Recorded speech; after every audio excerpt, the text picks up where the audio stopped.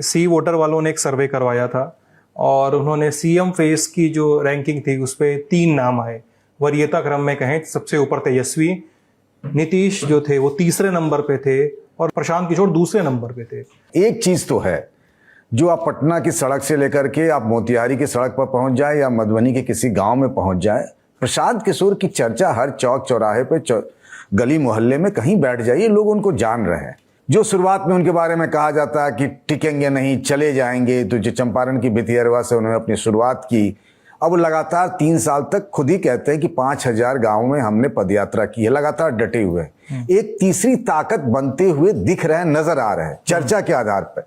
चूंकि अभी तक उनकी कोई परीक्षा नहीं हुई है, कोई चुनाव नहीं लड़ा जन स्वराज पार्टी ने, तो हम ये भी नहीं कह सकते कि क्या होगा नहीं होगा। लेकिन हाँ, एक जो आई बॉल्स के हिसाब से देखें और जो चौक चौराहे पे बातचीत होती है, प्रशांत किशोर एक ताकत बनकर नजर आ रहे हैं, इसमें कोई दो राय नहीं। मैं आपको ऐसी कई सारी कहानियां बता सकता हूं कि फलाने आईएएस के या फलाने डॉक्टर के, फलाने पढ़े लिखे लोग के, उनके छोटे भाई या किसी के नाते रिश्तेदार इन दिनों पिछले काफी समय से पटना में प्रशांत किशोर के लिए जोर आजमाइश कर रहे हैं। लेकिन प्रशांत किशोर के आसपास अगर किशोर कुमार मुन्ना जैसे 2-4 अपवाद को छोड़ दें तो कोई बहुत बड़ा जो पिछले कई सालों से पॉलिटिक्स में हो, रवा हो चुका हो, खपा हुआ हो, इस तरह के नेताओं की भीड़ मुझे नजर नहीं आती। उनके आसपास प्रोफेशनल्स दिखते, बिल्कुल कॉर्पोरेट स्टाइल में उनके सारे कार्यक्रम होते हैं, आपको उस तरीके से उनकी इमेजेस वगैरह आती दिखेगी। ये जो आप सर्वे कह रहे हैं सी वोटर के, जिसमें तेजस्वी यादव सबसे पहले नंबर पे, उसमें कोई चौंकाने वाली बात मुझे नहीं नजर आ रही है। लेकिन दूसरे नंबर पर प्रशांत किशोर का नाम मुझे काफी चौंकाने वाला लगता है कि प्रशांत किशोर एक मुख्यमंत्री चेहरे के तौर पर